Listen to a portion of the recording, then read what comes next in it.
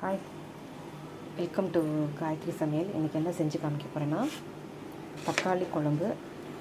இது மதுரை ஸ்டைலில் ஒரு 3 தக்காளி பெங்களூர் தக்காளி அரைச்சி வச்சுருக்கேன். இந்த மாதிரி பேஸ்ட்டாக பல்ப் மாதிரி எடுத்து வச்சுருக்கேன். 2 பெரிய வெங்காயம் இந்த வாக்கில் கட் பண்ணி வச்சுருக்கேன். கருவேப்பிலை, கொஞ்சம் கொத்தமல்லி, அப்புறம் ஒரு ஸ்பூன் இஞ்சி பூண்டு பேஸ்ட்டு, ஒரு ஸ்பூன் சோம்பு, அப்புறம் ஒரு பட்டை, 2 லவங்கம், 2 ஏலக்காய், ஒரு பிரிஞ்சி இலை, அரை ஸ்பூன் சோம்பு, 2 ஸ்பூன் மல்லித்தூள், ஒரு ஸ்பூன் மஞ்சத்தூள், ஒரு ஸ்பூன் மிளகாத்தூள், ஒரு ஸ்பூன் ஒரு பெரிய ஸ்பூன் குழம்புத்தூள். இதில் 2 சில்லு தேங்காய் அரைச்சி வச்சுருக்கேன். இப்போ இந்த கடாயை வச்சுருக்கேன். ஒரு 2 ஸ்பூன் ஆயில் ஊற்றிருக்கேன், ரிஃபைண்ட் ஆயிலு. நம்ம ஃப்ரை பண்ணுறதுக்கு பட்டை, லவங்கம்,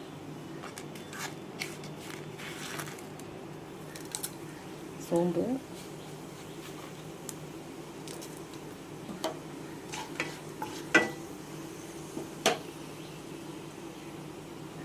இஞ்சி பூண்டு பேஸ்ட்டு,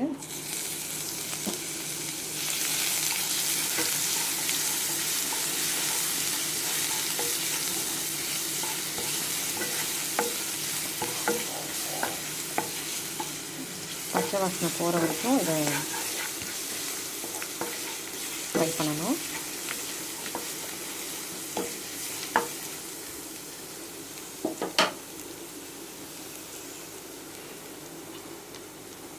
கொத்தமல்லி, பச்சை மிளகாய்,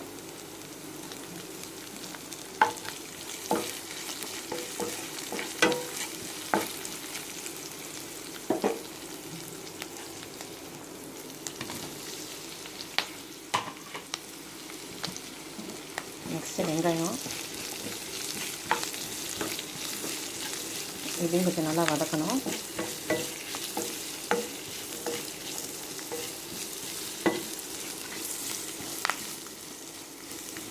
கொஞ்சம் சால்ட் போட்டுக்கலாம்.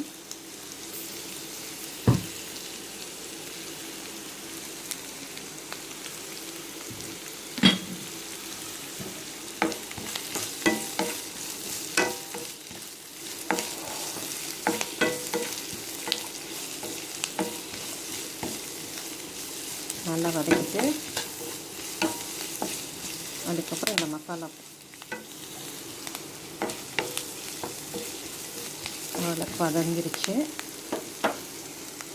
அடுத்தது இந்த மசாலா எல்லாத்தையும் போடணும்.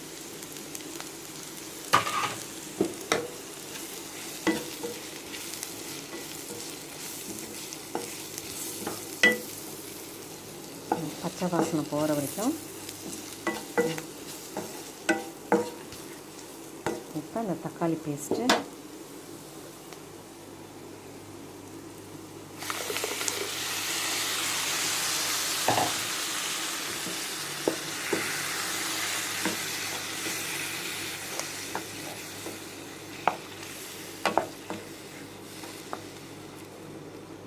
கொஞ்சம் வாட்டர் ஆட் பண்ணிக்கலாம்.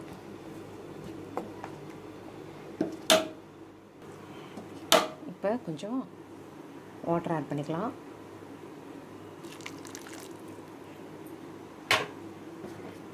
நல்லா மிக்ஸ் பண்ணி விட்டுட்டு நமக்கு எவ்வளோ குழம்பு தேவையோ அவ்வளோக்கு நம்ம ஊற்றிக்கலாம்.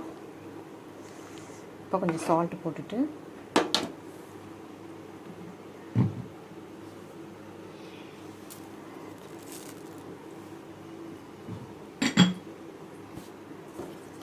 நல்லா கொதி வர்றப்ப நம்ம இந்த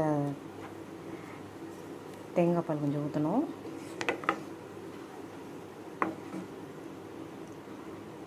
ஒரு 5 மினிட்ஸு வேகட்டும். மூடி வச்சுருவோம்.